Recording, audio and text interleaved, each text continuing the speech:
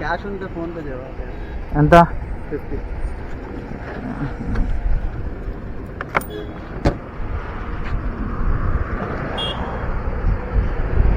collector cash collector